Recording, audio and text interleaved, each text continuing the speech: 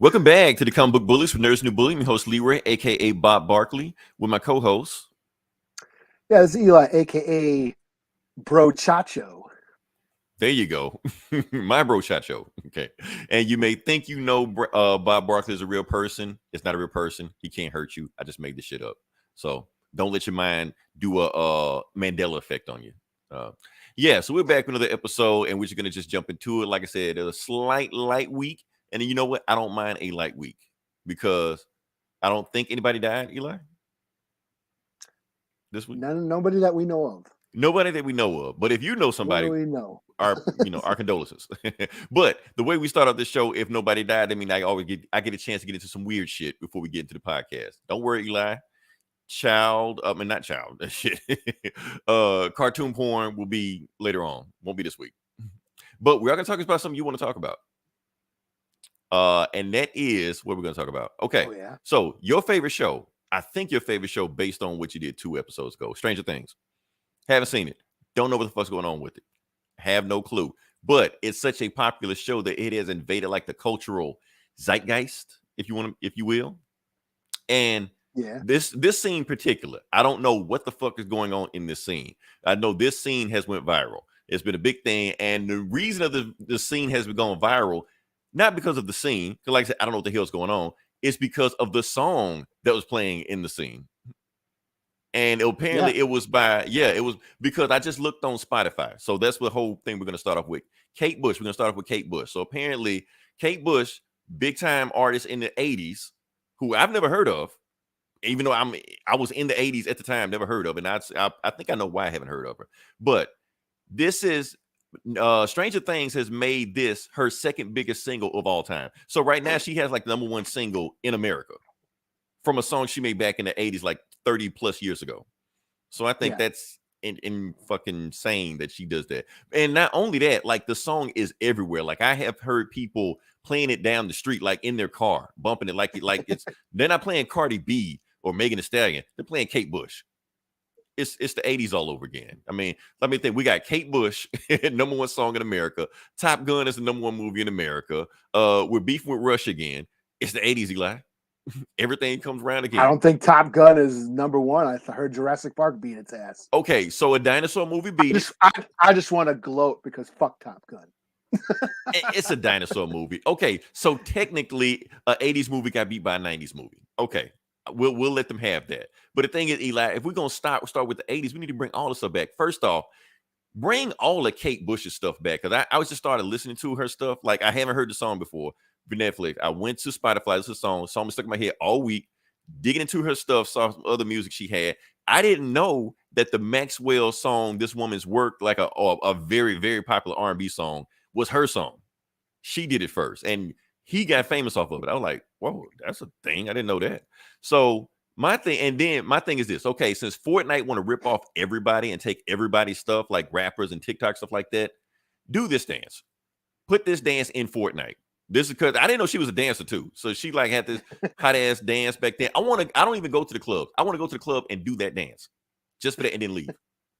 You know. So yeah, like grocery store. They'll kick me out the grocery store, but if I do it in the club, they'll probably kick me out there too. What the fuck is he doing?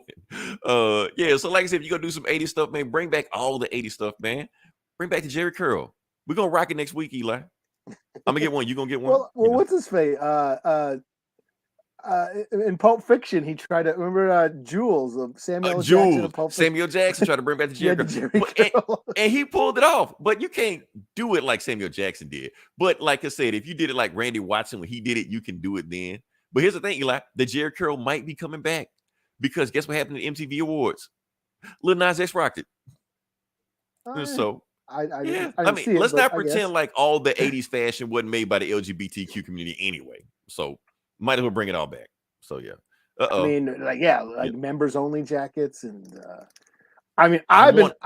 last couple years I've been rocking the fucking tropical board shorts during summer. That's the fashion for the summer, right? Yeah. Well, like that's the fashion for the summer, yeah. That was like a big thing with the pastel colors, the neon Ocean Pacific vision. Oh, I thought you were talking about the shorts above your knees. I thought you were going to bring those back. Oh no, man. Give him a little leg action this summer, No. Eli. I Yeah, see it. I see it. no one needs to see my Thigh meat, you know. my nougats fucking dangling out my bottom. You're gonna catch a chick in the grocery store just looking. Yeah, I know you see it. Let's go to the callers. Fat T, what up? T's in the house. Fat T, you in the 80s. Do you remember? How do we not know? How do I not know Kate Bush, Eli? She looks like Victoria Principal. How do I not know her? Yeah, I don't recall. Like I remember some of the songs. I didn't know who did them. She's just one of those artists. Just one of those artists. Now, yeah. I honestly, this is the reason I don't know who she is. Now, I have an excuse. I don't know about you, Eli, but I have an excuse. First off, if I only knew you if you was on the R&B station back in the 80s, or if you made a song that passed for R&B stations. So if you were a black artist or a white artist that made black music, like for instance, I knew Michael McDonald. I knew Vanilla Ice. I knew them because that's the type of music they make. Kate Bush wasn't getting played, with Earth, Wind, and Fire or, Cameo or anything like that. Plus, MTV didn't play her video. The reason they didn't play it because she didn't limp sync it. So they were like, and so if you didn't play it on MTV and you went on an R&B station, I didn't know who you were. That's just me. But all this retro 80s shit that's been going on for the past like 5, 6, 7 years now. It's like, they're bringing back all these songs from the 80s, and a lot of them I do recognize, but I don't know the artists, So that's been a thing. I mean, there's been a bunch like that's Stranger Things. That's all they do is they bring back these old songs from the 80s, and some of them I know, some of them I don't. But did you see that one South Park episode where they kind of made fun of it? Oh, which one? Made fun of what? They were like, let's go on an adventure, like, and then he had to like play your super awesome 80s mix, and they go to Spotify, and then they start playing like all the lame songs, like a Richard Marx song. Oh, like the old James Gunn dad rock he be doing on Guardians of the Galaxy. Something like what the? I thought you're gonna play some awesome 80s movie. This is Richard Marx, 1986. Damn, no, I didn't see that. Yeah, it's pretty funny. Oh, okay. All right, now we can get to the podcast. Like, I'm done with my weird shit. We can get to the podcast. Let's see. What are we going to start off with first? I'm trying to see. Hold up. Let's go to the callers. See what we got here. I didn't think that song was all that good. Just that moment in the episode. I guess depending on how you remix it. Everybody always remixes everything. Nowadays. I didn't know that either. I was a kid, 80s baby. I'm sure I heard it. I know. Yeah, like I said, I didn't know her music. I didn't know who she was. He used to rock fucking Cyndi Lauper. He was rocking, Cyndi. Oh, we're not gonna shit on Cyndi Lauper now. Come on now, Cyndi Lauper was a big hit. Girls just want to have fun. We was all on good that enough. Hey. Oh man, yeah. Cyndi Lauper is a sacred cow on this podcast. All right, so like I said, we're gonna jump into it. Like I said, some people have saw a trailer. We're just gonna briefly talk about this because we saw a trailer. Or should we? Or should we start with the Eli? Should we start with something else? Hey, it's on you, man. I'm just along for the ride. Okay, you're driving. just riding the bus. Okay, fuck it. Let's just get this. Let's just knock this out the way. Let's see. No, not that. Not that. Where is it? Anyway, we're gonna talk about Black Adam trailer. We're gonna talk about the Black Adam trailer. Like I said, it was just something briefly that happened. We're just gonna talk about it. Did it give me goosebumps when I saw it? Was it like the greatest thing I ever saw? Nah, it was a thing that happened that came and went, and it was like, okay, The Rock is a superhero now. Okay, cool. Let's just run through the people who's all showing up in it. Like them. Oh, not him.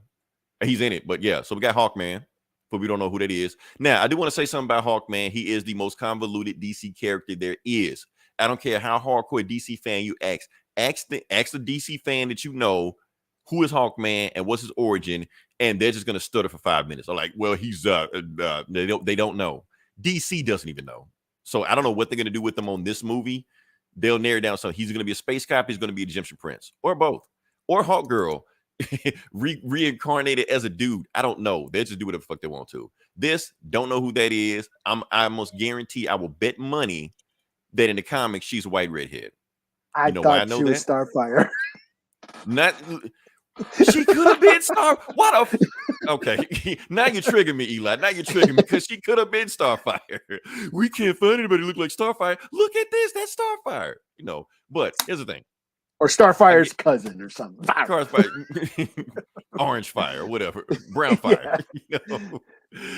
Yeah, but here's my thing. I guarantee you she's a white redhead. Why? Because Hollywood hates redheads even more than they hate black people. So I guarantee you that's what they did. You know, who do we got here? Okay, Eli, I have to eat my words. I might have to eat a cheeseburger on this one because I said, okay, because it's Pierce Brosnan playing Dr. Fate. And I was like, there's no way that Pierce Brosnan, yeah, everybody think he's James Bond. He's going to come in looking James Bondish. No, he's going to come in looking like Colonel Sanders. He's going to look all disheveled. He's not going to look suave. He's not going to look smooth. Well, he looks like James Bond. You know, look like he just walked in and just said, the name's Fate. Dr. Fate. You know, look like that, you know. So I'll eat a pizza on that. All right, here's the big one. Silver Fox, man. The chicks like that shit. That's what's in now. Jerry curls and gray hair, you know. All right, so let's talk about Adam Smasher. Now, of course, I see the memes. The memes are already going crazy. People are already saying, "Oh, he looks like Deadpool." I really going with that. Like people haven't been wearing that damn mask for decades, like Spider-Man, something like that. And plus, we're not even going to start about people are ripping off Deadpool. Deadpool is a ripoff. He's a ripoff of Deathstroke the Terminator. For people that don't know that, I don't know how you've been listening to this podcast and don't know that. They even took his name. It's Deathstroke's name, Wade Wilson. No, I'm sorry. His Deathstroke's name, Slade Wilson. Yeah, other way around. Yeah, he's Slade Wilson. Deadpool is Wade Wilson. Same origin. They're both mercenaries, took some kind of super soldier serum, got healing abilities, kill people for money. Both start off as bad guys, now anti-heroes. Both shoot a bunch of guns and shit like that. Deathstroke don't tell jokes. That's his only thing. He doesn't tell jokes. So I don't know where people getting that shit from. So hold up, what we got here? Can we stop recognize what a great month June has been for movies and series? Has it? It's only 1 weekend, but sure. Okay. You know what, Eli? You know what he's talking. You know what he's talking about? Top Gun. I thought Top Gun came out on Memorial Day. I don't know. I'm pretty sure that's what he's talking about. But yeah, that's what's going on right now. So, like I said, the Black Adam trailer, we don't know who he's fighting. We don't know if he's the bad guy, who's the villain. This is just another thing that DC is doing with it, just making a whole bunch of villain movies because Black Adam is also a villain. You got Joker, you got Harley Quinn, you got Suicide Squad, you got Black Adam. So they've been having success with villain movies, and they've just been cranking it out. So yeah, cool. I did get a feeling of colonialization or whatever theme going on when he's gonna break it down because I didn't get that, but I want to hear where you go. They were talking about, oh, you're not a good guy or you're not a hero. Heroes don't kill. And he's like, I do, and all this shit. And then basically, it sounds like he's gonna defend. Was it Kahndaq or whatever he's from? Right. He's basically Magneto. He's basically DC. Yeah, Magneto. that he's gonna carve out his own territory and protect his own people from outsiders. So that's what I got from it. Like that's his motivation. Magneto's only a good guy when you look at it from, I'm just protecting mutants. You know, right. Forget the mass genocide and trying to wipe out the human race. All that, all the times he tried to do that shit, but he is trying to protect his people, So I think that's what I got the sense out of. Like, I'm going to protect my country or protect my land. So to speak. That's what I said. We think that's where to go, and that sounds like a good plot. Like I said, you're already writing a better movie than what they're going to give us anyway. But we'll see how. Sorry, don't mean to get anybody's hopes up high. You do it every time. Like, damn. Oh man, but there are people saying that the movie Black Adam does seem like deja vu, not just the Deadpool thing, but also certain scenes they noticed in the trailer. Yeah. Does that look familiar? Yeah, of course. It looks like, Iron Man. You can't redo that scene and not have people think about that, So that's a thing. So I don't know. I'm excited for it, even though the trailer didn't do it for me, but I'm gonna watch it, Black Adam loves his character, loves his issue that the Rock looks like him. Oh, that's another thing. Yeah, with the character is written and coming. No, Rock is not even gonna try. That's the thing. He's gonna play the Rock. Rock is gonna play the Rock. Rock doesn't even. Yes, he looks like Black Adam. Notice he doesn't have the weird ears. He doesn't have the widow's peak receding hairline. He's just the Rock. That's it. He doesn't have the Romulan unibrow. Right, none of that is there. He's just gonna play the Rock. That's it. That's all he showed up for. If you could smell what Adam is cooking. That's exactly. He's gonna show up as the people's champion. That's how he's playing the Rock. Playing Black Adam. That's it. But okay, Hawkman, I'm gonna gonna take this shoe, turn it sideways, stick it up your candy ass. Turn that son bitch up your candy ass. You get jabroni. He probably would say all this stuff. Funny thing about Black Adam, this movie has been right. This movie has been in development for so long. The Rock actually had this role before Robert Downey Jr. had the role in Iron Man. Like, that's how long this movie has been in development. Yes, I looked it up. I'm not even making that up. So they didn't know whether he was going to be like a villain in a Shazam movie. Then they're like, you know what? Let's just split the movie up, give him his own movie. So this movie has been in development forever. But like I said, DC is going to DC. Matter of fact, Eli, I think I even told you at the beginning of this year that Flash movie was not going to come out this year. And that's before all that weird shit that Ezra Miller got into. Oh, yeah. He's losing his fucking mind. He's into some other shit now. We're not going to get into it. But, yeah, but it's a thing. All right. Moving on past that, we talk about Black Adam. We'll revisit Black Adam because it is coming out this year. And they have some prequel comics coming out based on each JSA member also. So we'll review those. Well, I review those if we can. Had his role back in. Yes, he got the role when he had hair. When he was he was chubby. Right, when he was kind of chubby, before he got into all the roids and shit. But yeah. So yeah, he actually looked more like Black Adam back in the early 2000s. When he looked like me. Eli, now I'm gonna Photoshop you, Eli. Can I do that brow? Can I do that? Can I do people. That? I already told you, like, The Rock is basically raising the like, eyebrow. Yeah, The Rock is both our cousins. Like I said, if we did a that's as close as I can get it. That sounds like I'm having a stroke. Looks like I'm fuck, I can't do it. I used to be able to do it. I can't do it anymore. I used to practice this shit, but nah, fuck. I was like, huh? I can't do it. But like I said, The Rock is both our cousins. If we did a fusion dance right now, both of us return to The Rock. Muscle, that's right. steroids, We both everything. can claim them. Yeah. We both can claim them. Like, it doesn't matter. All right. So now let's talk about, I don't know how we're going to talk about this. We're going to try to talk about this. Okay. This is a thing that has been all over the internet. Like, these comic book podcast creator, YouTuber, neckbeard, adult dudes have been just going crazy over this show about this 16-year-old girl. Take it easy. No, we have to be triggered by this. We have to be triggered by this, Eli. We have to be emotional over this 16-year-old girl. So, because the way the internet is right now, that apparently Miss Marvel is either in two camps. It is either regarded as the greatest thing ever, or the worst thing in the signaling of the downfall of society. It can't be both. It's got to be one or the other. So, Eli, I'm going to give it to you first. Which is it? Is it the greatest thing ever or the worst thing ever? It can't be anything in between. Because anything in between on the internet doesn't exist. It's the greatest thing ever, man. It's Marvel. They can do no wrong. There you go. You woke leftist libtard. Yeah. You can't. Oh man. Okay, so I'm gonna just get it. I'm gonna just say what I got to say about this Miss Marvel thing, but I'm gonna just try to be as objective as possible. I'm not gonna fly off the handle. I'm not gonna do a 2-hour rant where we break down every single scene about how everything sucks and how it's just signifying how much Disney sucks also. No, I'm just breaking down how it is. Okay, it's exactly what I thought it was going to be. It's exactly what Marvel marketed it as. It's basically a sitcom from the TGIF in the 90s with superpowers. That's all it is. That's all they sold us to it. And I'm fine with that. I'm okay with that.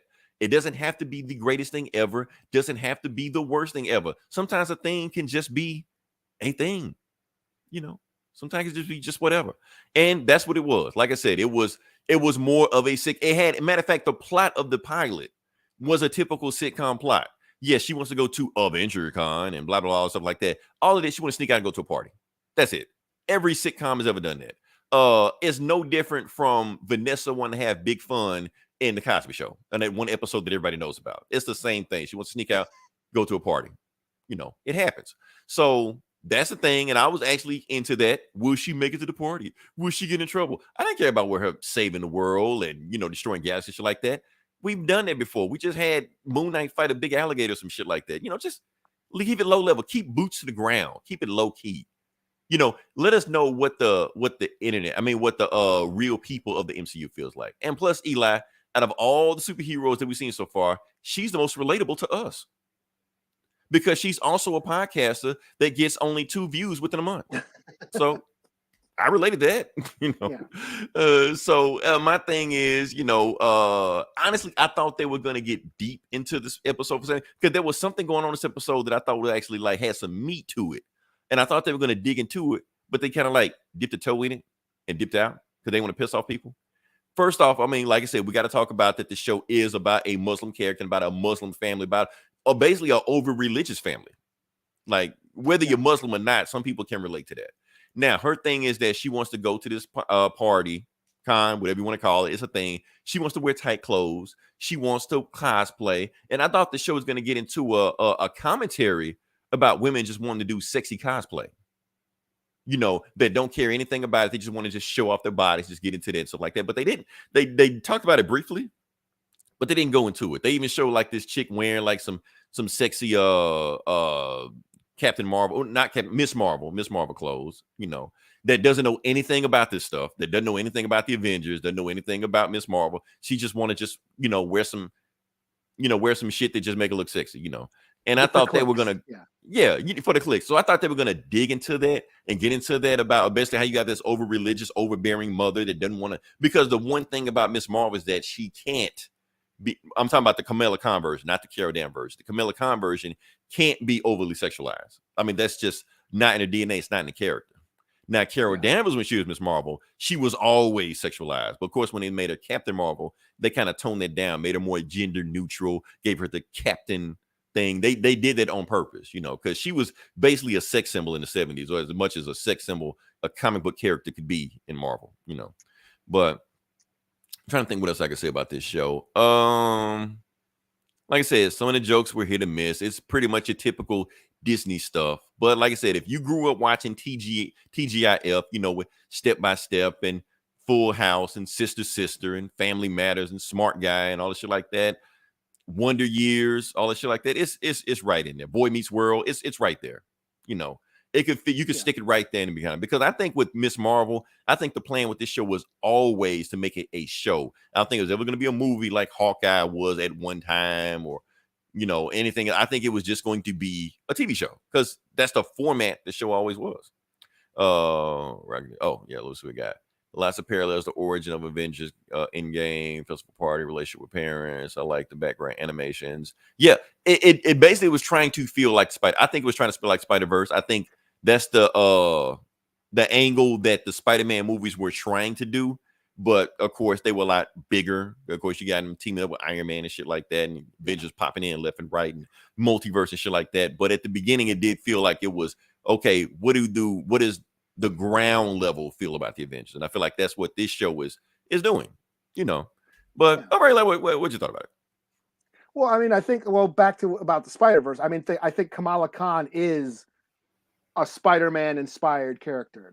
The Peter Parker motif, you know, the teenage superhero juggling the pressures of adolescence, the pressures of high school, with being a superhero. I mean, that's Kamala Khan's arc in the comics, and that's Peter Parker. So there's those connections between that. So that I thought that was pretty strongly, you know, highlighted as far as the neurotic superhero. She's dealing with all the pressures of, you know, coming of age, growing up, and then she gets these powers, and then has to learn the responsibility of the powers.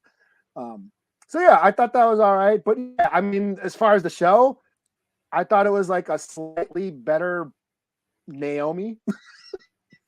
Yeah, I saw the comment earlier. It reminded me more of Stargirl than that, because it was the same thing. And that's the thing about this. Like when you said the Spider-Man motif, you hit the nail right on the head, because this is the same thing. Dorky teenager gets superpowers. So Hollywood was about to learn what Stan Lee learned back in the 60s, long time ago. That storyline is a license to print money. Anytime you do that storyline, you make money. Static, Miles Morales, Miss Marvel, Naomi, like we're talking about, Stargirl, like we're talking about, Smallville, all this shit like that. It was the same thing. Anytime you do that, it's a hit. You know, whether you like it or not. I mean, because guess what? Yeah. Marvel finally made a show aimed at kids. Wow. Why did it take so long? I mean, like aimed directly at kids. You know, it's weird, but yeah, that's the shit we're doing now. So But I like the visually, like I surprisingly like this a lot better than I thought I was going to, because yeah, it is a show. I'm not in the demographic, obviously, you know, but I think what kept me interesting is the visual style. It popped a lot. I liked how it used like comic book art and incorporated it into the filmmaking with the stuff going on in the backgrounds, her thoughts, the thought bubbles, you know, stuff that we've seen in like Into the Spider-Verse, and just using comic book art as incorporating that into, you know, cinema, you know, making it cinema, making comic book art cinematic. And I really dug on that. A lot of the shots, a lot of the stuff going on in the background, you know, seeing the things in the back or her thoughts in the background. I thought that was really cool, you know. Or like when she's laying down, the camera like rotates around and stuff like that. Yeah, like actually put thought into the stuff. Yeah. Yeah, it was very visually engaging. Yeah, so that's like I said, it was totally CW, but just with more money. Right. And you know what? I kind of knew the visual style was going to be up past what we normally expect in a sitcom, because these are the same guys that did Bad Boys 4 or 3. Oh, really? Which is it? 3 or 3? 3. Bad Boys 3. It was called Bad Boys 4 Life, but it's Bad Boys 3. That's the weirdest shit ever. So the instant that movie ended, Marvel gave those guys a call, and they wanted to, because you know they're Middle Eastern also, you know, as they were like, yeah, do the Miss Marvel thing, and you know, so far it's pretty good, you know. I mean, like I said, for visual style, everything like that. Everything else is typical sitcom stuff you expect. Hold up, Keith T. Jim is listening right now. He wanted you to ask about Dark Winds.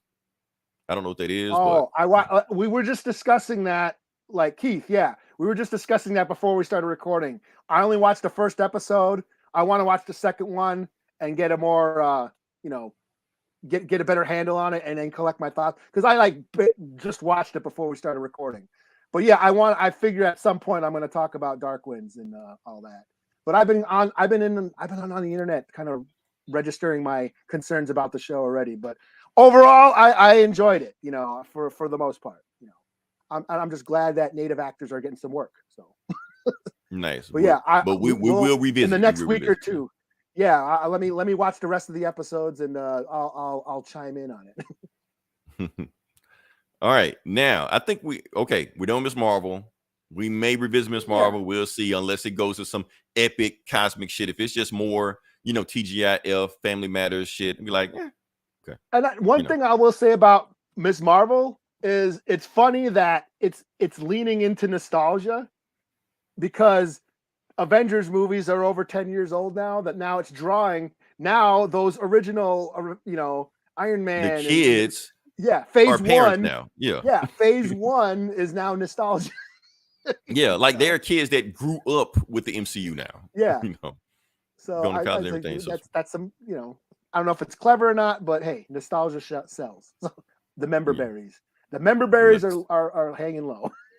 616 man, what's going on? Yeah, Black Adam, The Rock, the movie. You know what? And I'm fine with that. I mean, I don't think anybody expecting anything else but that, you know. Super rock. Now, especially for my girls. Yeah, like I said, Fat T, they will love it. If you got girls, I don't see why they wouldn't like this show. Yeah, you know? She's a, you know, a girl of color, growing up in a contemporary setting, dealing with the same shit. Yeah, she's got a YouTube channel. She's all into like nerdy shit, and then she gets cosplay, all this shit like that. So and people are kind of freaking out over the way she got her powers, and it ain't the mist. And yeah, okay. First off, let me address that, because that was the thing, and I kind of held off on that. But now I understand to a point why Marvel changed that stuff. One, because her stretchy power shit does kind of look like Mr. Fantastic, and they kind of, you know, they want Mr. Fantastic to be the guy. So they can't have two stretchy people. They can't have Plastic Man and Elongated Man on the same team running around and shit. You know, can't do that. Yeah. Two, she can't be tied to Inhumans, because the Inhumans suck. That's why. So they can't have her have Lockjaw, man, Lockjaw. And right, and even the actress pissed. I want to be an Inhuman. Shut the fuck up. You don't want to be. You can be whatever the fuck Kevin Feige tells you to be. You know. That could be Marvel's Baby Yoda, Lockjaw. Right. They tried and failed spectacularly, you know. But it just seems like she's got the bracelet. It just seems like she was getting the the magic minority trinket with the super abilities, and that's what gave it. They're trying to tie it to the culture, or maybe tie it to Moon Knight, or something. Well, like that's that. the thing. Because because I'm still trying to figure out where that brace comes from. Okay, yes, you could say you're trying to tie it to the culture. In my opinion, well, one of my first thoughts were that they were trying to tie it to the quantum bands. And the quantum bands are tied to another superhero that they'll probably never have in Marvel Universe, Quasar. Oh, not only Quasar got the quantum bands from Captain Marvel. I mean, like the OG Captain Marvel, Marvel, got it from him, who also got it from another guy called Marvel Boy. So it's been passed down to the Marvels. So I'm thinking, like, if you give her quantum bands, it make her more Marvel-y. So when you put her in with the rest of the Marvels, she kind of more fits in, where you got Captain Marvel with shooty powers, and Spectrum with shooty powers, and now she's got shooty powers. I think she wouldn't fit in if she had stretchy powers. So it's all, it's family thing, I guess. I don't know if she does. Yeah. It looked more like Green Lantern-ish, like instead of Embiggen. But that's what Quasar was. That's it looked like it looked like she was just gonna form a giant arm or something, like kind of like Green Lantern, And plus, let's be honest, when we're translating to TV, those shooty lighting effects are easier to pull off than having her stretch. We've seen stretchy powers in these movies before, and they don't work. We've seen what it looked like in those Jessica Alba Fantastic Four movies. So let's just save our budget, do lightning stuff, make it look more realistic. We can make it that easier to make. Nobody will complain. Of course, people are going to complain anyway, so doesn't matter. I didn't think people got that really pissed off about stretchy powers anyway. If you're going to do that, let's just make a new character. Like, what the fuck, man? She still stretches, just lightning stretches. Whatever. I mean, it still feels like Kamala Khan. From what I know of Kamala Khan, it still feels like her. You know. She was pretty. No, the actress was fine. And I heard 616 man, She's upset about this 616 thing. Look, what's today? Today is the 13th. Okay, so we can't do anything for June the 16th. Sorry, 616 man, we can't do anything for June 16th because we won't be recording that day. I may make a post, but people are getting too bitchy about this whole 616 thing. I'm not going to get into it. It's like it's not that big of a deal. Here's how I think about the 616 thing. Now, people are saying that the MCU isn't the 616. It's Earth 199999, like Bone Thugs and Harmony, whatever shit like that. I don't know what the fuck, But the comics are 616. So in my mind, how I rationalize it, because I thought about it, the comics are the 2D plane, the 2D multiverse. So that's 616. Leave it alone. Meanwhile, you got the MCU, which is the 3D plane, 616. So they're both 616, just on three-dimensional thing. That's how I rationalize it. And if I put too much thought into it, yes, I did. But that's okay. I just thought, these are movies. Like, they are adapting. That serious. They're just a movie. They're just adapted from the funny books. Look, that's all. Ask Gomer. Gomer is pissed about this shit. Gomer is pissed. He is triggered over this shit. Agree. You get tired to the humans. People will completely be confused. Yeah, they don't want to do anything with the Inhumans. Just leave her alone. Actress is an interview fan. Yeah, school. The MCU is basis on. Yeah, that's the thing. And people are pissed off about just because she's got shooty lightning powers instead of stretchy powers. Like the MCU don't change shit all the time. They do whatever the fuck they want to. So why die on this hill? I don't get it. Is anybody complaining about hot Aunt May? No. People were. Ageism. Like, shut the fuck up, man. Get out the way. But it's just all multiverse. So yeah, let's move on past that. And plus, it's like DC, the way I think about it. Like in DC, no matter what Earth you go to, every Earth thinks they're Earth 1. So if you go to Injustice Universe, think they're Earth 1. You go to Black Superman Universe, evil Nazi Superman Universe, they all think they're Earth 1 because no matter where you go, it's different. So it may be the same in Marvel. Every universe thinks they're the 6. I'm sorry. I'm too much thought into this. X-Men are better than humans. I mean, yeah, water is wet. Well, yeah. All right. Okay, Eli. I ain't even an X-Men fan, and I agree. You don't like the Inhumans? What? Okay.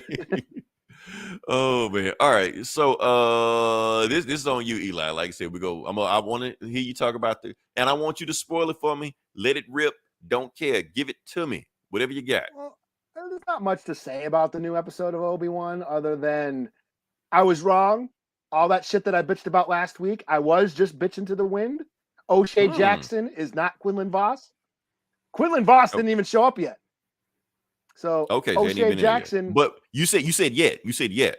So he's coming. Yeah, well, who knows if he's going to show up? But O'Shea Jackson is playing some other character. That's not even a Jedi. So he's just a dude. He's just a guy, a rebel, someone on the Rebel Alliance. But his wife was killed. Wife was a Jedi or was Force sensitive, and she was killed by the Inquisitors. So wait. Okay, hold up. He had a wife that was a Jedi. Yeah, she was married. Wasn't that like this is 10 years after? 10 years after Order 66, man. They can. Okay. Fuck it. Jedi can get laid now, man. She just grabbed the first dick she could find after Order 66. She's like, yeah, yeah. So people are speculating who she was, or because that's what Star Wars fans do. But this episode was a little bit. Yes, this episode was a little bit of a lull. They, Obi-Wan, Leia got captured by the Inquisitors, and they took her back to the Inquisitor fortress, and Obi-Wan had to go break her out, go save her. One big revelation that did show up, spoilers for anybody who hasn't seen, is that the base or the fortress that the Inquisitors are in, they have a tomb of a bunch of dead Jedi. Down there. So that was the pretty big wow moment. All the a bunch of dead Jedi corpses are like being preserved in like these tanks and stuff like that. Of course, people was like, "Oh, did you see Mace Windu?" That's not Mace Windu. Dude had both his hands. So maybe they regrew it. Keep hope alive. Well, yeah. No better. What the hell is Inhumanoids? Is he talking about that cartoon Inhumanoids back in the day? Yeah, I know the Herculoids. Okay. Thank you, Fat T, for getting high to our podcast. Can you get bigger? Yeah. So I got a lot of stuff going on. Yeah. So I mean, it was fine. I mean, yeah, Obi-Wan show hasn't been mind blowing for me. It's not like totally jerking me off or anything. It's been fine. But yeah, not much happened, and Quinlan Voss hasn't showed up yet. Who knows if he will? But O'Shea Jackson isn't Quinlan Voss, so we can all calm down. And he's still alive. Okay, so right, because he died. Order 66 didn't get him. So hold up. Yeah, let's go to the colors. What do we got here? Answered the twist. Jabba ate the who? Ate what Jedi? He ate a Jedi. I don't remember that. I don't know what that is. Unless I missed something. Maybe I was high and missed something. You can't get high watching Star Wars, or maybe you can. I don't know. All right. Okay. Like I said, I'm going to skip Video Game 6 this week. I know there's a whole bunch of shit that dropped. That Xbox had some kind of big thing. I didn't watch it. Sorry. I was working. Not this. Actual work. Getting paid, to pay rent, So I didn't get a chance to watch it. Sorry, I dropped the ball. But we're just going to jump right into the next section. Like I said, this is Comic Book Bullies. We talk about the comic books. And Eli, a lot of stuff actually dropped this week that I want to talk about. Some big stuff happened, Okay. Well, I'm going to let you go first, see what we got. So. Oh, really? Oh, I read boring shit. Really? Okay. Well, the shit that you read, I read too. So. But, okay. Well, I read some of the shit you read. What should I start out? Yeah, I guess I'll go with Poison Ivy. We saving it because I read it too. We're gonna say Poison Ivy. We're gonna say Poison Ivy. Yeah. Okay. Well, do you want to go first? Fuck. Okay. Or should I do Aquaman? I'll get Aquaman. How about Aquaman? Okay. Let's do Aquaman. Let's do Aquaman. Okay. Aquaman Andromeda #1. This is a Black Label book. The DC Black Label is the non-continuity, storylines that and can go a little adult oriented as far as they can swear and show nudity, but they swear. Basically, they swear and go and show more graphic violence. So, this is Hold up Aquaman. before you go. Keith hit it with some more. I'm gonna let you go. Okay, so Keith, sorry, he's on the Comic Book Bullies fan page, so I can't post it up here. But basically, he was asking, he's basically asking about Punisher. Are they gonna change Punisher origin story that made him Punisher? No, they're not gonna do that. Matter of fact, they already did that last week. We just didn't review it because we don't care about the book.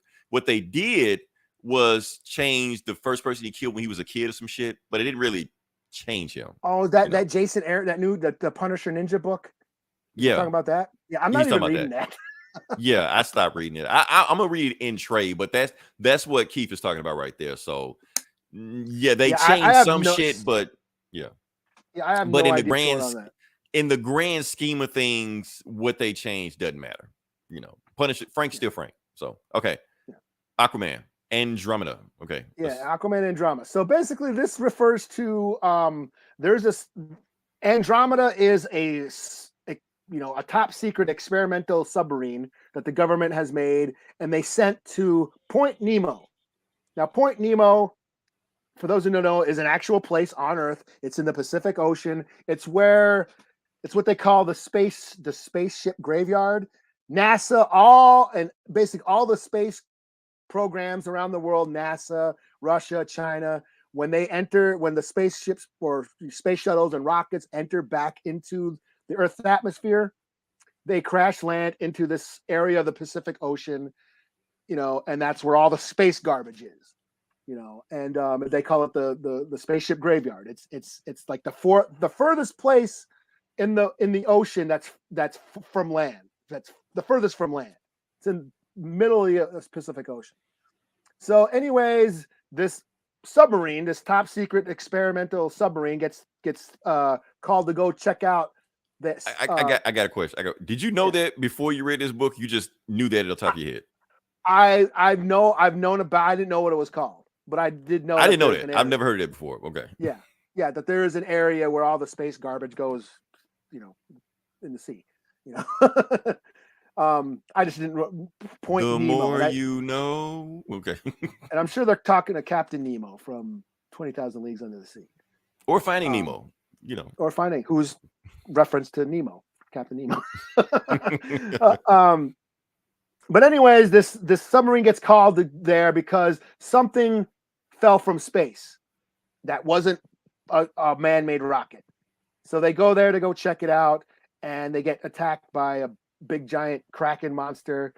Aquaman goes there and starts saving everybody, and then Black Manta also goes there. He's on his way there to go find out whatever the fuck it is. They got everybody going there to find out what the hell landed in the sea. Not sure what it is, and they don't really imply what it is, so it kind of ended very ambiguous. So interesting premise. The art is cool, but I felt a little empty of an ending. It didn't maybe go, oh wow, I gotta pick up the next issue. So I don't know. I mean, I'll give it a 3 out of 5. Like I said, the art was Ram V, who's doing. He's writing this. Okay, yeah. Art was really cool, and the idea is really cool, but it was a little bit lackluster, I guess. And maybe there's another book that I read this week called Where Starships Go to Die, which is the same premise. It's Point Nemo. Wow. Is it a DC book or is it? No, it's I think Aftershock or Dynamite did it. It's an indie book, but it takes place in the future though, where something falls into the Point Nemo, that place, the spaceship graveyard, and a bunch of a team of scientists go check it out. And they dig up something and weird shit starts happening. I read these 2 books back to back, and maybe that wasn't a good idea because they're both the same idea. It's the same premise in both books. So Where Spaceships Go to Die and Aquaman, Andromeda #1 both deal with Point Nemo. 3 out of 5 on both of them. Okay. Knock 2 out for the price of 1. Let's see what we got here. Yeah. Oh, come here. Let's go to the colors. Let's see what we got. 8 Jedi. New Aquaman book feels like it. Cameron style Aquaman pitch. What was that movie? Cocoon? Was it Cocoon? Abyss. The Abyss. Abyss. Yeah. Did he do Cocoon? He didn't do Cocoon. That was Ron Howard. Oh, Ron Howard. same. The 80s was just a blur, man. That's why I don't know who Kate Bush is. Anyway, let's see. Now we're going to, okay, so now it's on me. We're going to talk about Dark Crisis. Yes, this is another crisis. I did not read this book. You did not read this. I kind of figured you wouldn't. Why do you like tell me about it? Yeah, I think if I would bet money, I'd be like, Eli's not going to read this Dark Crisis, or any crisis for that matter. But yeah, this is another crisis, but this is the crisis, the end all crisis. And I still really don't know what this book is about. All we know so far. Didn't they say that with death metal or something? Yeah, actually they said it before death metal. This is the crisis, the end all crisis. We're not gonna do any more crisis. Then they made him do another crisis. Right, the anti-crisis. That's what got Dan Didio fired. Because they're like, we're gonna do a crisis. We're gonna do the crisis. You're fired. Do this crisis. Did that crisis. Now we got another crisis. I don't even know I don't know. Anyway, let's talk about this book. But anyway, for nobody know what happened, the book before this, or 2 books before this, Justice League is dead. Dead, like dead, like turned into ashes. Batman, Superman, Wonder Woman, all your favorites, dead. John Stewart, dead. So dead. Now you got a bunch of new dudes running around. And Hal Jordan. Why Hal Jordan, I don't know, but he's just here. Anyway, let's get into it. Oh, okay. So it basically starts off with the and this is an awesome panel. This is like a poignant panel where they're in front of the Hall of Justice and all the super. Okay, the artist. I don't know who this guy is. He's awesome though. They need to give him a raise because it's not a normal guy they use. But this panel is awesome. Yeah. So it's Nightwing. Basically, they holding a vigil. They're holding a ceremony from the Hall of Justice, basically talking about how we missed the Justice League, and Justice League is going to carry on through all of us. And we need to carry on their legacy. And they built statues of all the Justice League members in front of the Hall of Justice. And just having a conversation. Meanwhile, in the distance, you can see some other guys holding candles at the top of the building, and it turns out it's the Legion of Doom. Or I'm just calling Legion of Doom just because they are. And they're led by Deathstroke. So all that bullshit that would happen with the Alpha War or whatever shit you read, Eli. Shadow War. Doesn't matter. And it was all written by the same guy. So he doesn't care what happened. Oh, Williamson, Joshua Williamson writing this shit? He's writing this shit. Yes. Oh, okay. So he didn't care. So he blows out a candle also for the Justice League. Daniel, would it say Daniel who? It just showed me Daniel Sam. I've never heard of this guy before. Never heard of him. Yeah, don't know. Andre Sanchez and colors, right? Yeah. All right. So job. with the U.S. Yeah, good job. Yeah. So we at the U.S. Capitol, and you got Superman and Flash punching cult members, and like, who are these guys? And one yell, Cobra. Now there are rumors that G.I. Joe Cobra got their Cobra from these Cobras, but we're not gonna go there. It's all rumors, speculation. We don't know. Anyway, they're tearing up the Capitol. We're not going to get into it. I already know people are going to go there. We're not going to go there. Anyway, Cobra is just just tearing up shit. And they're just like, it's Cobra. These guys are like B-listers. Why are they just destroying shit like that? And the reason they're destroying shit, and meanwhile, every page has a crosshair on a different superhero, but we're going to get into it later on. It's Deathstroke. Fuck it, it's Deathstroke. Anyway, the thing is, Cobra is doing all this watch, and basically it's all over the earth. Everybody, supervillains are all over the place, just all acting all crazy, willy-nilly in every part of the country, basically because the Justice League's dead. So like the Justice League's dead, it's free reign. We just do it here we want to, So while they're sending out more tanks about to attack the Capitol, okay, Big Boot goes down, so we know who that is. It's Hal Jordan. Hal Jordan's like, look, I went on vacation in the first time in years. I come back and y'all letting Cobra run crazy. What the hell? What the hell is going on? Like, Justice League is dead, right? Like, wait, what? And so like, who told you the Justice League was dead? So then they go to Black Adam. Black Adam told the Justice League was dead. He was like, man, Hal Jordan was crazy. I was with the Justice League. We were running down, fighting these bad guys, and it was like Darkseid, Ares, Doomsday, Spectre, switch sides. All the evilest dudes of the evil dudes came in there, whooped our ass. But then this dude called Pariah came down there, wiped them out with ass, just like it was nothing, just pointed his finger at him and killed everybody. I was the only one that escaped by my lightning, and I barely got here with my life to save. But sorry, I couldn't save the Justice League. And Hal Jordan just looked like, the fuck? So you telling me the only person that told you the Justice League was dead was Black Adam, the dude that tried to just kill us a couple weeks ago? Well, his story checks out. Like, it's Black Adam. How the fuck his story check out? You know, so they ask all the mystics and all the supervillains and all stuff like that, and everybody's saying the same thing, like, we can't find the Justice League, like nowhere in the multiverse, you know. And basically Hal's looking like, look, Hal's looking at Wally just like, look, I understand the Superboy back there, but you, Wally, I'm disappointed in you. Barry trained you better than this. What do you do at a crime scene when you first get there? You follow the evidence. Exactly. You follow the evidence. So that's what we're going to do. Find out what happened. Make sure that Justice League is dead. Don't just go by Black Adam's testimony, because that didn't even make any damn sense right there. You know, and Superman's like, well, what about all the people that are, all the supervillains that are, you know, doing crazy shit? Well, that looks like a job for Superman. You want to be Superman, right? Put on your big boy pants. And they just fly and run off. They're like, oh, shit. So, you know, so John's just like, well, what the fuck I do? So he stares at, look at the Trinity, you know, Batman, Superman, Wonder Woman, looks at him. He's like, well, what should I do? You know, and he looks at his dad. He's like, I know it. I know what I'm going to do. And then he flies off, you know, Brazil. I just like saying that Street Fighter shit. But anyway, they go to Brazil. So you already know what he's doing. He's going to find Wonder Girl. She's getting a fight. It's a rain fire going on, but it's called by some kind of hell demon shit like that. He goes there. I'm gonna skip past shit because I don't care. Anyway, he tries to recruit Wonder Girl. She says no. Moving on. New York. He tries to recruit Black Batman. BIPOC Batman.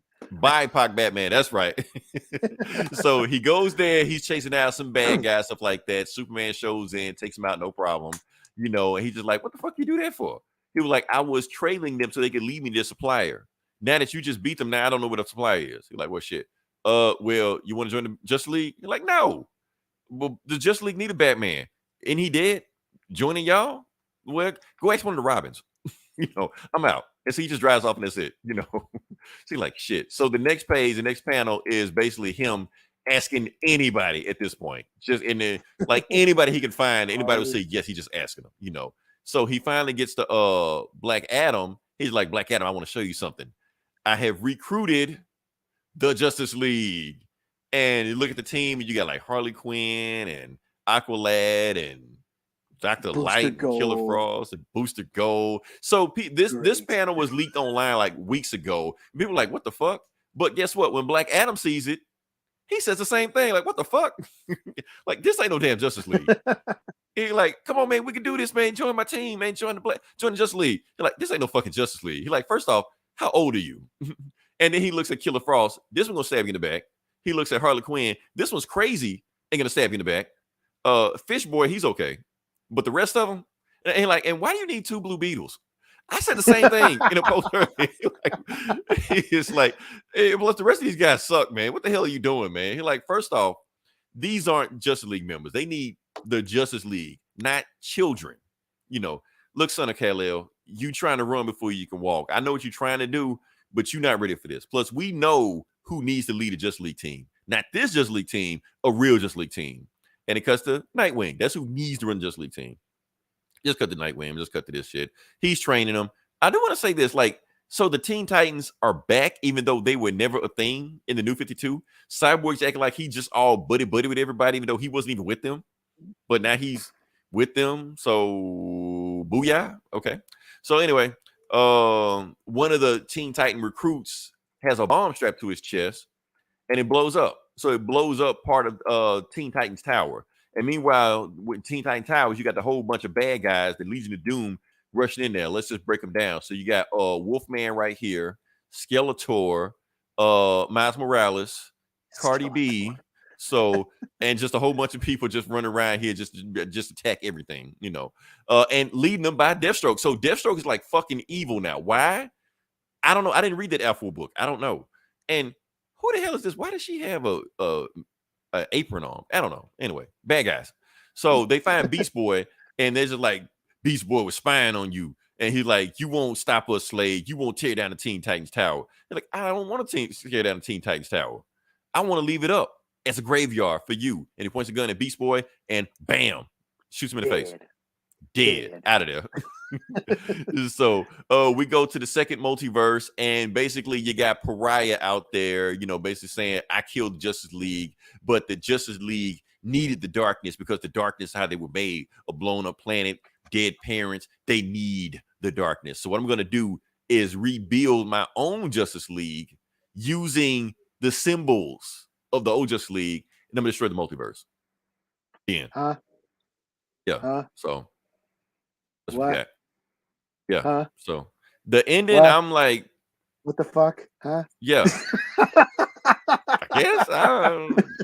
I guess it just gonna come back. I don't know. I don't know what the fuck's going on. That's what I'm saying. It's like it's See, another this crisis. is why. This is why I didn't read it. No, here's the thing, Eli. I'll be honest with you. When Josh Williamson was writing, I don't like that guy. I don't like him. I think he's very mid-tier, C-level. He's workmanlike.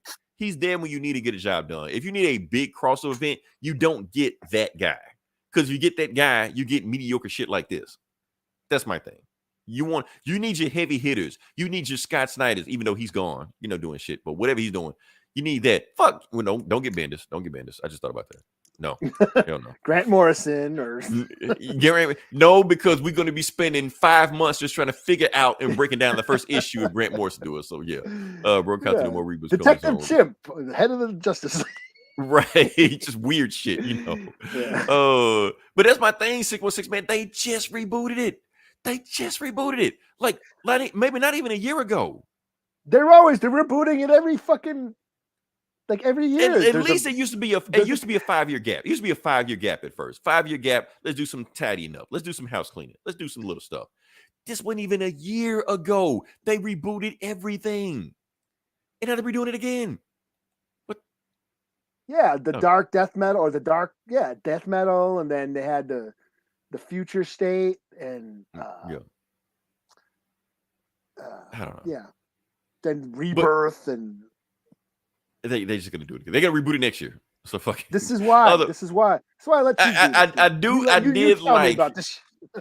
I did like the shitty Justice League scene. I did like that. That was it had its moments. It had its moments, but overall the story is like, huh? Why? Okay. What you got, Eli? What do I have?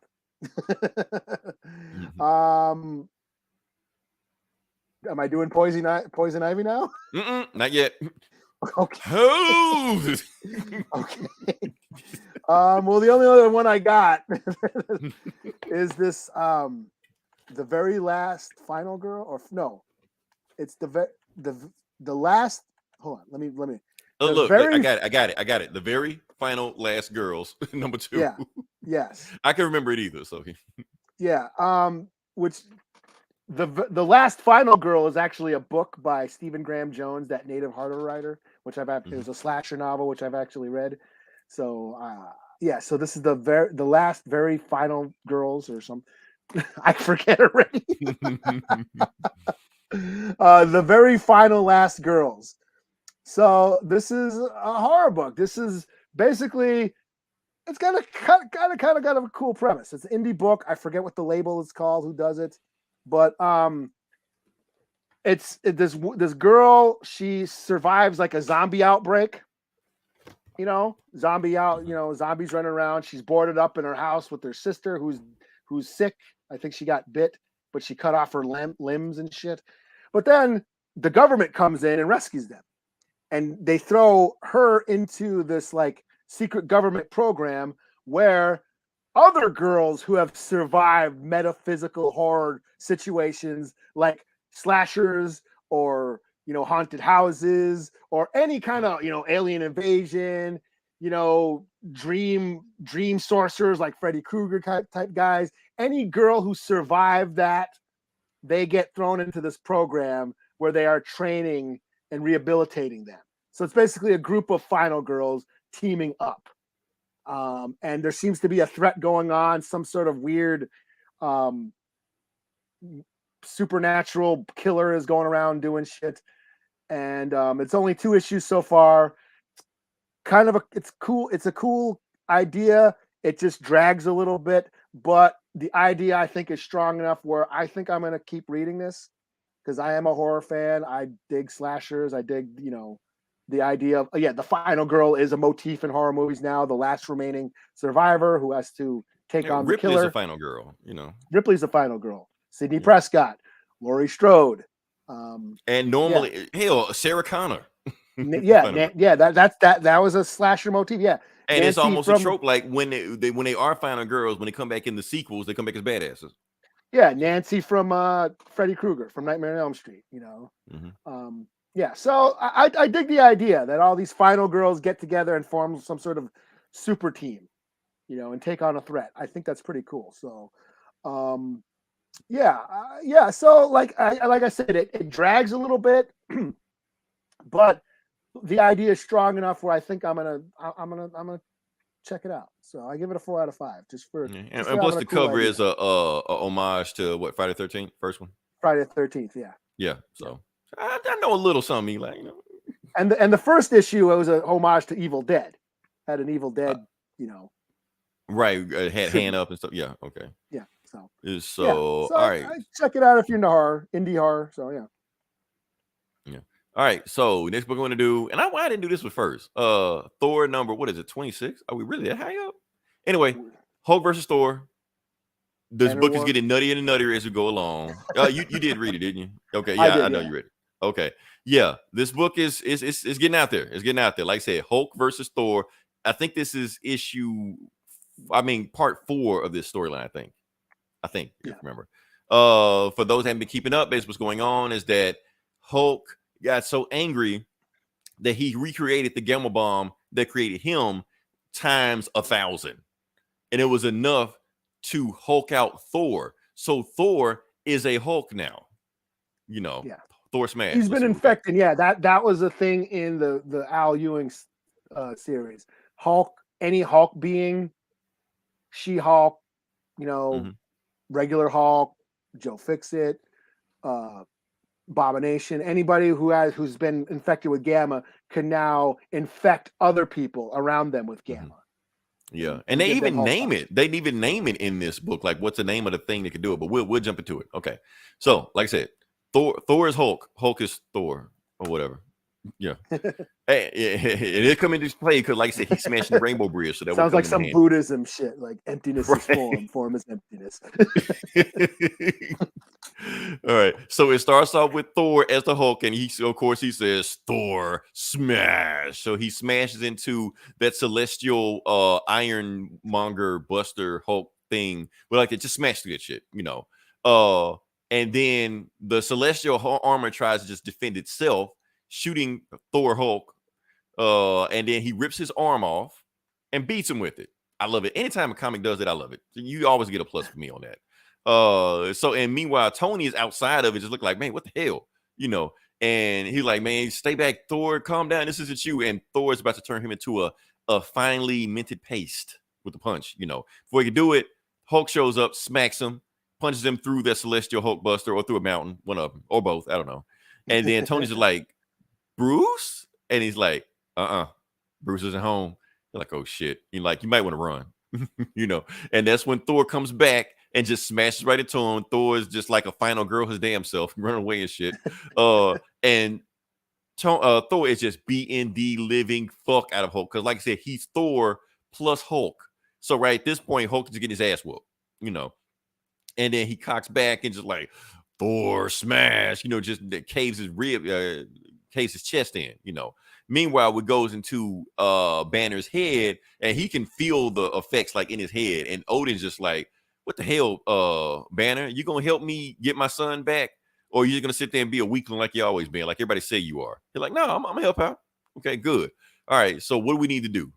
And Banner's like, okay, what we need to do, okay, Hulk is the main personality in the starship right now, so I have to override the ship and take over control so I can take the personality back. And Otis is like, okay, I'm pretending like I understood half of the shit you just said, but what do you need me to do? They're like, okay, I might need a favor. We don't know what the favor is, but we're gonna cut back later on to find out what the favor is. But all we know is that Otis is like, oh hell no, I love it when Donnie Cage tries to be clever.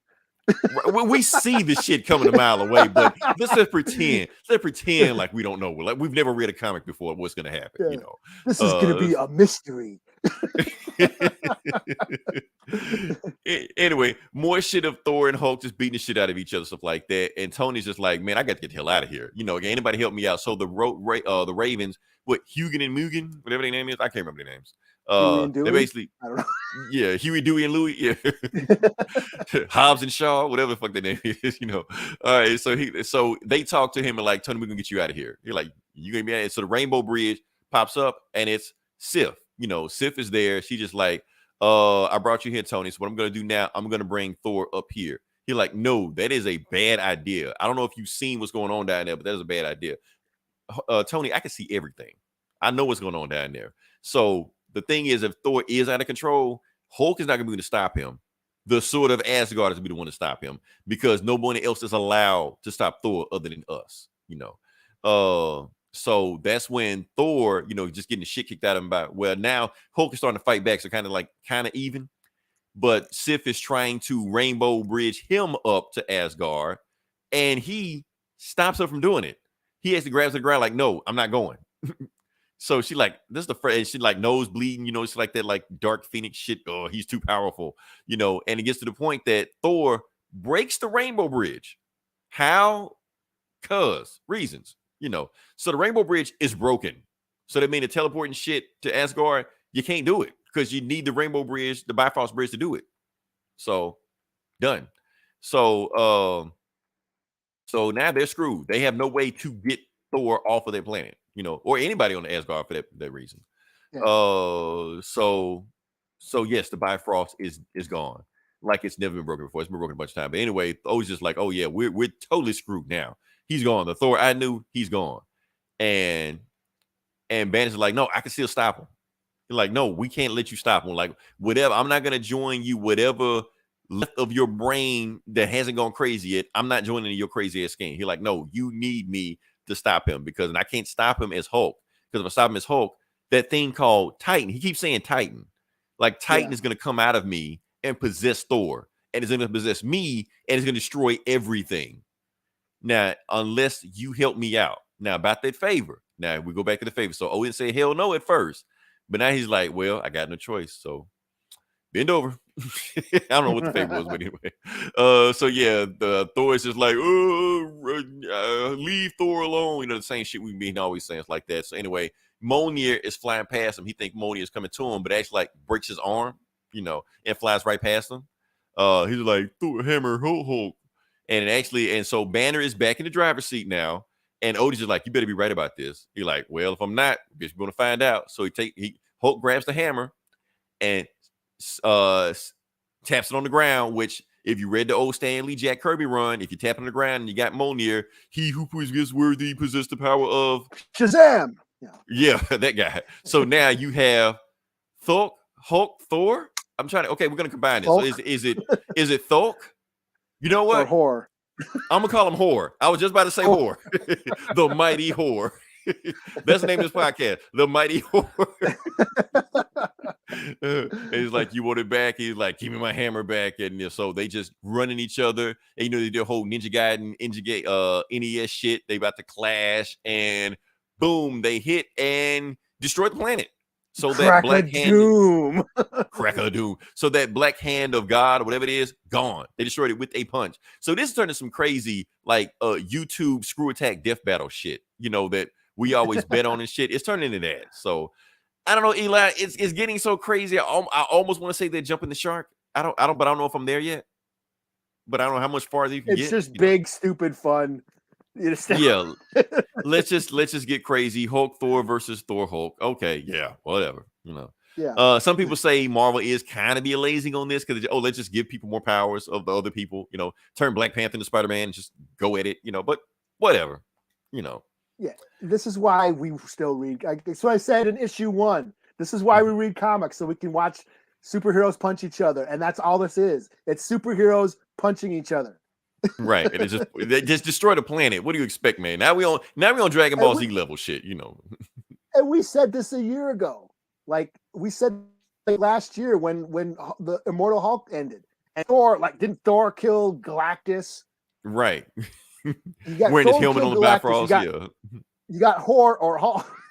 You whore. You got Hulk. You got Hulk who killed like basically the devil down in the green door and the one below all. So you had like these two god killers against each other. We knew they were going to destroy the whole universe. And we said this last year. You know, when we saw this thing you could do. Yeah. The mighty HHor. We're making it a thing. Hashtag mighty HHor. Mighty HHor. Oh, you sexist bastards. Anyway, all right. So you only got one book left, right? We'll rate it, man. Would you rate it? Destroy the planet. It's stupid fun, man. I'm gonna give it an 8, man. I'm gonna give it a 4 out of 5. 4 out of 5. Man. It's stupid fun. It's stupid fun. Just have fun. Yeah, they're destroying the galaxy with their balls, man. You're right. Just do it. Just go nuts. Fuck it. They're just dropping nuts all over the galaxy and just wrecking shit. Because at this point, it really is just like, how far can you just go? Whatever you think you go, just go past that. They're just the mighty horror. Exactly. We are hashtagging. We are coining a phrase. Anytime you hear it came from this podcast, the mighty horror. Just two big muscle-bound dudes whipping out their dicks and just wrecking everything. That is true, Heinsberg. You are right. Yes. Greg Pak did have like an actual storyline with his crazy shit he was doing. This is no storyline. This is just fuck shit up day. Just go nuts, go crazy. Well, that was the point. Yeah. Yeah, but that was the point of Donny Cates' books, because he was all just setting up big giant battles. It was all just set up for a big fight. He did that, and I said I stopped reading his Hulk run. I was like, he's just gonna fight Thor. Just tell me when they start fighting. You know, same thing with Venom. I stopped reading Venom because Nola's coming. Fine, tell me when Nola. Right. Yeah, when Nola shows up, let me know so I can see the big giant fight. And it was just a big giant stupid fight, and it was awesome. Everybody fighting everybody. Yeah, big galactic wars. Yeah. And that's just Donny Cates. That's what he does. He just writes his series, just sets up a big stupid fight. Right. So yes, is there any, meat or meaning to? No, there's no theme, nothing to break down on this one, It's just a what is Donny Cates really trying to say? No, what is he trying? He's trying to say two big dudes to beat the shit out of each other. That's all he's trying to say. Nothing else. And he got two toys smashing into each other. That's all he's doing. And when it comes down to it, that's the only reason why we still read comics. Yeah, we just want to see people beat the shit out of each other, man. Everything doesn't have to be Watchmen. Yeah. Shit, fuck it, just fight each other. Yeah, yeah. It's just big stupid fun, and I'm digging it. Yeah. Yeah. So, all right, what you got next? Well, all I got is, can I do Poison Ivy? Okay, you can do Poison Ivy. You can do Poison Ivy. Only reason because I want to join in on the conversation. I actually read it all. Yeah, you can join in, man. You can. You take a point. You take a point, but let me at least pull up the graphics. I'll pull up the graphics. Okay. All right. Okay. Well, yeah. But you can do it. I did have an image. I mean, I had an image, but it took me all of 10 seconds to get it. But one thing I want to talk about this Poison Ivy thing. Whoever did this variant cover, Chef's Kiss. I don't know who did it, but yeah. Is that Frank Cho? That looks like a Frank. It wasn't Frank Cho. I don't think it was Frank Cho. I don't think, even though it's very Frank Cho-ish. All bubblicious and shit. Yeah, see, that's why everybody wanted Megan Fox to be Poison Ivy one time, because they want. I just want to see a scene where Margot Robbie and Megan Fox and just make out for an hour and a half. And there you go. That's your movie, So I guess so.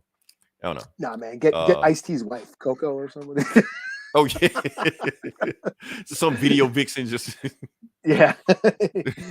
Yeah. Why does Poison Ivy have a twerk scene in this movie? Because. Just because of science reasons. The plot. Yeah. All right. So let's do this. Oh yeah. Okay. So this is G. Willow Wilson, right? Yeah. This is G. Willow Wilson. See, G. Willow Wilson is a big thing this week because, like I said, we talked about Miss Marvel, and his storyline is basically based off her Miss Marvel storyline. Yeah, and like I said, Marvel was pimping her out all throughout the series. Oh, we have a Muslim. We have representation of a Muslim writing a Muslim character. She's a white Muslim, though. I mean, is it the same? Is it? I don't know. That's just me. But yeah. What do we got? You said it. I just oh, I'm all the fucked up shit you say on here, but I'm canceled now. Okay. All right. So basically this is just Poison Ivy going around just being Poison Ivy. She's sick of humanity fucking up the earth, and she's gonna go fucking destroy humanity. And she's got some sort of she's tied to the green. Well, I think she lost her tie to the green. I think she lost her tie to the green because she was with green at first, but I think she lost it. Yeah, because I'm not current on that Swamp Thing, the Ram V Swamp Thing. I've been reading that. And I haven't been reading any sort of poisonous. I didn't know what's going on before this, but she's obviously pissed off at people, and she's going around infecting people with this gnarly ass, poison. Now, some people are turning mad them into about plants. this. Turn them into fungus, like mushrooms. Yeah, well, fungus. Yeah. But some people say that's a continuity error or a plot hole. I'm not that deep into Swamp Thing lore, but okay. So for people that don't know about Swamp Thing, because this is deep into Swamp Thing shit. So Swamp Thing is the avatar of the green. They keep talking about the green, but you also have other elements like the gray, which is the dead, the red, which is the blood, or animals or people. The clear, which is water. All this stuff. So different colors represent different elements of the fundamentals of DC Universe, So, but they say since Poison Ivy has fungus powers now, the fungus, since it's dead as a parasite itself, it actually represents the gray, not the green, which the gray is the rot. The rot or whatever. Right. There's the rot. So they're saying she's using powers of the rot, not of the green. So the gray, not the green. Now, they didn't say anything about the gray in this comic, but maybe G. Willow Wilson will bring that out later on in this book. I don't know, like in another story. But so that we sounds can't say like it's a very interesting conversation. This is some deep shit now. Like I said, we may be reading way more into this Poison Ivy book, than we should. But I think that's where they might be going with it. But I don't know, But that's what it. And another thing, I'm gonna let you keep going on, but I want to talk about these mushrooms after the book is over with. But what else we got? But that's all she's doing. She's something. And then she got into an argument with Harley at some point. And basically, she's lost herself. Harley brought her back to life because Wally West killed her. Okay. Yeah. Oh, I see. I didn't even know that. That's how. I'm not gonna get into the reason why it's a thing. He went on a killing spree. Yeah. People get triggered if they hear about that. Yeah, but basically, she's basically on this journey to get rid of humanity, and she, fucks up people along the way, turns them into fucking mushrooms, kills them and shit. And Easter egg. I don't know if everybody saw this. Okay, so the shirt that Harley Quinn is wearing right now is Frank the Plant from the Harley Quinn cartoon.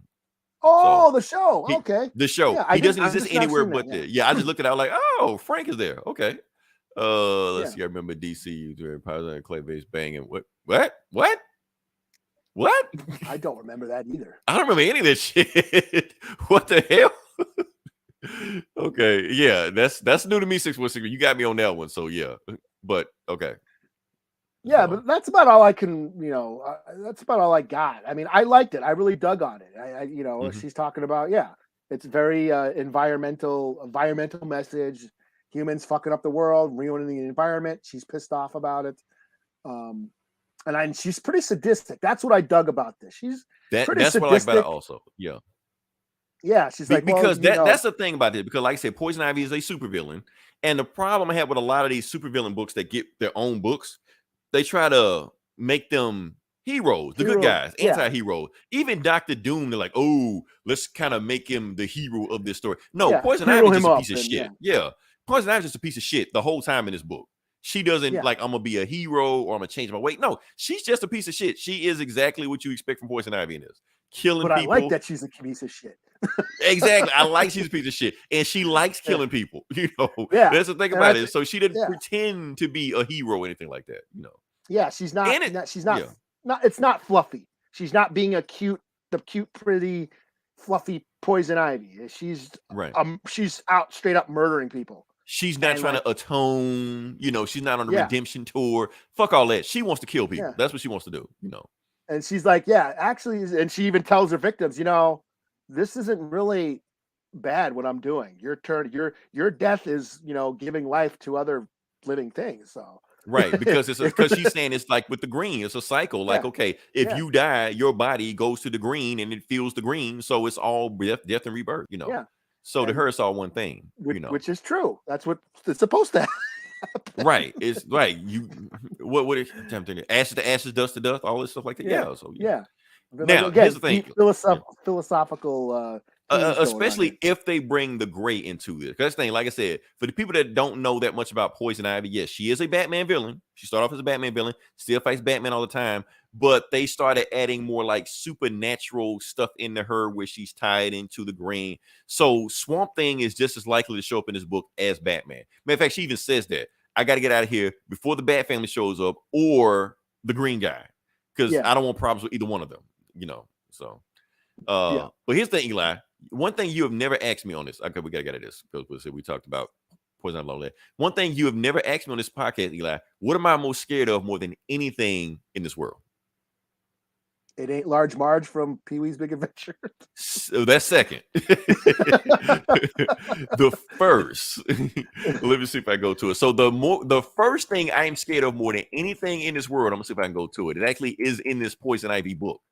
So this triggered you. It triggered me. Yes, I'm gonna see if I can go to it. The thing I'm scared of most than anything else in this world is cordyceps. That's what's scared of more than anything else in this world. Now, the reason I'm scared of cordyceps that's Poison Ivy's new power in this book. Now, hold on, let me see if I can get to the callers. Yeah, keep villains as villains and anti-heroes. Yes, keep villains as villains. Make villains villains again. Now, the reason I'm scared of cordyceps, because cordyceps are a real thing. Eli, you played The Last of Us, right? I didn't finish it, but yeah, I have played it. But you played it. You're familiar with it.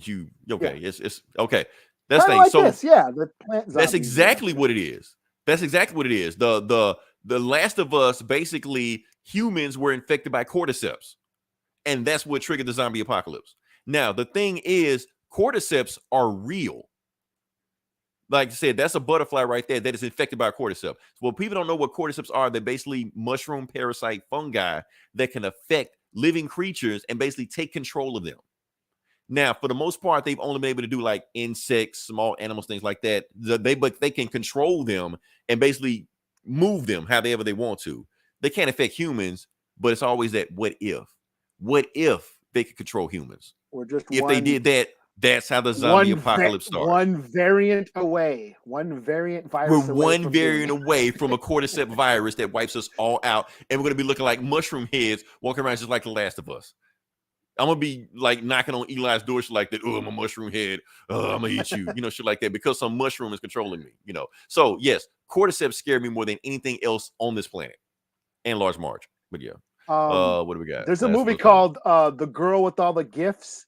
It's a zombie movie, but it's just like they're plant zombies. They get infected with a plant virus and turn into like plant zombies. So, yeah, like cool. I said, if cordyceps ever mutate, in game, that's it. We're done. So that's why this shit scares me more than anything else. But yeah. But I really dug on this book. It's a toss-up between this and the Banner War for Book of the Week for me. So, but I really enjoyed this. So I'll give it a 5 out of 5. It was gory. It was like, it leaned into horror, like body horror thing, like The Thing and shit like that. And like Last of Us. And Poison Ivy was fucking badass. See, I can't give it a 5 out of 5 yet, because I have to know whether or not it ties into the gray. If it ties into the gray, 5 out of 5. If it don't, I gotta give it I gotta knock it. Because I make sure it's not a plot hole. That's it. Should I do one more book, or are we good? It's up to you, man. I'll do it. Okay. Yeah. Last book I'm gonna do. I'm not gonna do that bullshit CW Earth Prime Flash shit. I'm not gonna do that. I'm going to spare you on that. That was, man, that book was terrible. But yeah. What ain't about him? It was about his kids doing stupid shit. Last book I'm going to do, Amazing Spider-Man number 3. I'm doing Amazing Spider-Man number 3. With your boy Romita Jr. With John Romita Jr. Yeah, I'm doing it. All right, let's jump into it. I'm gonna just go into it. It's funny that you're still on this book, and I am, because I've started, and I'm just like, you know what? I kind of want to know, because they did leave on a nice cliffhanger last time, so I kind of want to know where they go. You're a completionist. I am a completionist, yes. So yes, this is Tombstone caught Spider-Man in the last book, and they took him to his hideout in Harlem, and that's where the book starts. So yes, let's just jump into it. All right, so the book starts off actually with Mary Jane's boyfriend, husband. We don't really know what this guy is. God damn it, click. Okay, we don't know who this guy is. All I know, he's on the phone with Mary Jane. He's gonna say, look, I'm about to go see Peter Parker. I'm about to have a conversation with him. And you just hear him on the phone. Don't worry, I'm not gonna get violent. Yeah, I know what happened to the last guy, but he deserved that shit. I'm gonna just talk to Peter Parker. Don't worry about it. It's gonna be cool. So it gets there, and the other guy that been on Peter, looking for Peter for the last 3 issues. He's just like, oh, you looking for Peter Parker? Me too. I'm looking for Peter Parker also. Like, what the hell you want? Well, Peter Parker owes the hospital $1,500, and he just skipped out on the bill. So I'm here to collect the money. And matter of fact, that's why I've been on him. I've been on his aunt, and nobody wants to pay the money. And I'm here until he comes down and give me the money. Mary Jane's husband just like, how much does he owe you? He owe you $1,500. You take Venmo, you take Cash App, okay. And they put their phones together, and that's it. Apparently, MJ's husband, boyfriend, babe, boo, whatever you're gonna call him, pays off Peter's debts, and that's it, and leaves. He was like, because I don't want Peter to get in trouble with it like that. So I'm pretty sure whatever he's doing, he's probably just sleeping soundly. We cut to what Peter's doing. He's getting his ass beat by Tombstone. I'm just cut to it. He's basically getting his ass beat by Tombstone the whole book. He's just getting his ass beat. Tombstone actually doesn't even care about unmasking him. He's like, I don't give a shit what your mask is. Keep your mask. I brought you here for a reason. So pretty much the rest of the book is just him beating the shit out of Spider-Man. And then he starts say that looks pretty good. It does look pretty good. Look, I'm gonna give credit where credit is due. I'm not gonna sit here and hate on this dude. Just that actually is a good looking panel. Now, but I did notice, some of the facial expression, the conversation between those was, oh yeah, that's Ramita. Yeah, but I'm gonna give credit to the inker, not Ramita. I don't know who the inker is. But the art look good. The art looks good. I'm gonna give you credit on it. But yeah, Spider-Man's trying to break out of the chains, and normally on metal chains, he normally could break out if he puts like some oomph into it. But no matter how hard he does, he can't break out. So Tombstone is just steady beating his ass some more, and he's like, look, I brought you here to teach you a lesson. And basically he sees some guys walking in with roses. He's like, wait a minute, what you doing all those roses? He's like, I'm not talking about roses. I'm talking to you. I'm going to teach you a lesson about lions. And Spider-Man's like, okay, I don't know what that makes sense, but okay, yeah, talking about lions. So this skip, don't care. Rewind, fast forward. Anyway, he basically tells him a story about lions. He was like, okay, so lions, for the most part, knowing for hundreds of thousands of years, have only been on this earth, mainly leave people alone. They don't mess with anybody. They stay within their comfort zone. But every now and then, they get a man eater. They'll go out, they'll attack man, they'll fuck up the ecosystem. And people smarter than me always try to find out reasons why they do that. Why does this one lion go out of his way to screw it up society for the rest of the lions? And people saying because of science, because there's low food, maybe because he got a bad molar in the back of his mouth. But nobody ever blames the lion. Nobody ever just says, bad lion. That's the reason why the lion was out of control. So if an animal does some crazy shit, you'll always make some kind of excuse for why the animal did what he did. But if I kill a man, you try to throw me in the biggest cage you can. So you're a good guy, right? You have more respect for an animal than your fellow man. So here's the thing, good guy. You already made up your mind that I'm the bad guy. You already know what I am or what you think I am, but you never asked why I am. And it's pretty, okay, Alonzo, why are you? You're like, well, I'm glad you asked, Spider-Man. And then he goes into his whole backstory skip. Oh, do we get a Tombstone origin? We get a Tombstone origin, which I think they may have told the story, but we're gonna go into it. Basically, the whole thing, he a little kid, got his ass whooped, sold his lunch money. He got tired of getting picked on. That whole thing. They spent 2 pages of just saying he's an albino, right? He's an albino. No, that's the thing. Let me pause for a second. I'm glad you brought that up. We're gonna pause for a second. Now, here's the thing, Eli. That would have been the reason right there. They could have just said he's an albino. That's why he's supervillain.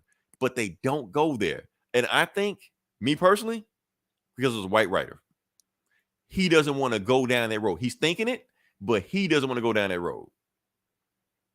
And just straight up say he's an albino. That's why he's an asshole. That is a touchy situation. It's a touchy situation. He's a black character. Yeah. He's a black character. So if you have a white writer writing about colorism and racism, I think that may be a little bit more above his pay grade. Now you get somebody like, John Ridley or somebody like that. That would have been the first thing he would have went to. That would have been go time.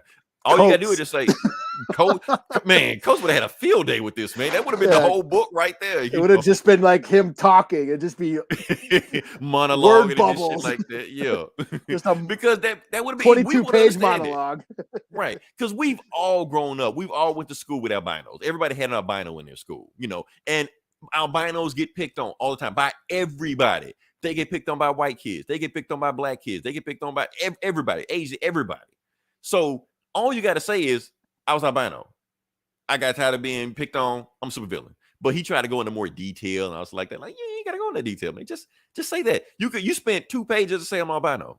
New Spider-Man reboot comic is back to base street level. He was right. He's not in space much like that. This is just boots to the ground street level. Yeah, I mean that's what made it interesting for me was the Tombstone arc. Right, that Tombstone is the main villain. Yeah, and Tombstone always been like that street level bad guy. Now, here's the thing. Now, even though I say that this writer didn't want to go that level with Tombstone, like do the albino arc, because there's a Black Lightning villain called Tobias Well, where he was also created by a white writer that went there. He straight up said it. I'm an asshole because I was albino. Everybody picked on me, so I'm just gonna kill everybody. They just went there.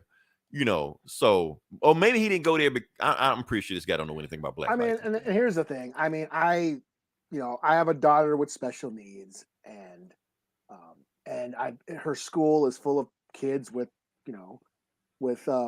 special needs. They're born with diseases and rare, physical disabilities, mental disabilities, and it might be getting a little a tired trope of having people with disabilities be portrayed as villains. As villains, yeah. I know in that community that they're getting tired of being portrayed as the evil villain, the super villain. So I'll just throw that out there, but for the woke crowd. So hopefully, Marvel, DC, whoever, I know they don't listen to this shit, but I'm just saying if they did, remember when seeing albino twins in school, they had a hard time. Yeah, like I said, it's a thing. It's a thing. Bullying is a thing in school, still is. I don't care. It could be 2045, 2050, 3005. Bullying is going to be a thing. So yeah. Now back to the comic. We got way off subject. It's Tombstone's origin. Like that sounds cool to me. Though. You know what I'm saying? Yeah. So that's his place. He's like, so that's why I'm evil. So basically, people are always taking food out of my mouth. So I'm gonna do everything and take food out of their mouths if they deserve it. And any man trying to feed himself, there's no such thing as being a bad guy with that. Because if you got to feed yourself, that's what it is.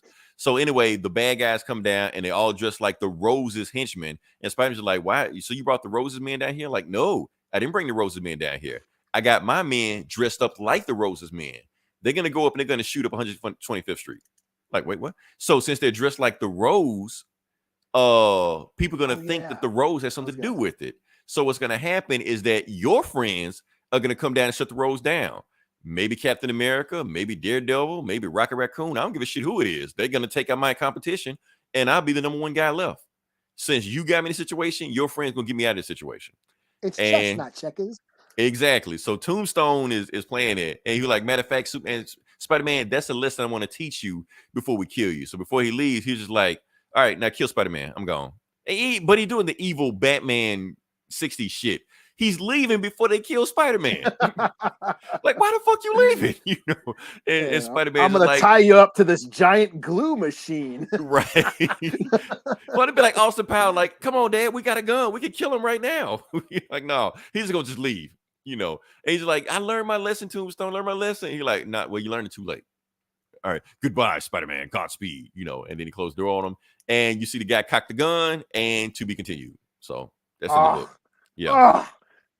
Damn. Left in a cliffhanger. Cool.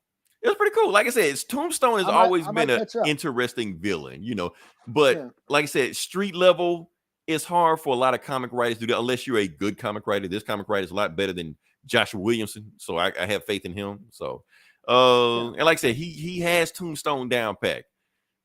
Maybe, and now that you broke it down, Eli, maybe it's a good thing they didn't go out there. Oh, I'm albino because I'm evil, So, remember why albino twins, yeah. I mean, yeah, it could. I mean, that could not be the sole purpose, right? Of I mean, it could have been part of it, Yeah. I mean, but his main thing, But the main thing, he was bullied. That's the thing. He was bullied. He got tired of people kicking shit out of him. turns a bad guy. So that's the main thing about it. So, yeah. Yeah. Any other books you got or? No, I'm all booked out. You know. All right, before we shut down, I do want to make an announcement. I made it on. Who we got before we get up out of here? Let's see. Bendis is good at street level stuff. Yeah, Bendis is good. Matter of fact, even when he wrote Superman, when he tried to make Superman street level, I like that shit. It's when the cosmic Jor-El Rogol-Zar shit that I didn't like. That's the shit that got on my nerves. But yeah. Oh yeah, Rogol. Yeah, Rogol, like what the fuck? Daredevil, Bendis Daredevil, that shit was dope. That shit is legendary. That shit is legendary. Yeah. But yeah, I want to make an announcement. We hit a milestone. And I want to just talk about that real quick. The milestone we hit is, I don't know where we are right now. We are at we crossed 4,000, and that is just on audio. That is not counting video. That is not counting YouTube, Twitch, Facebook, whatever like that. This is to just put in perspective, the numbers didn't start until we didn't start counting the numbers until July 2020.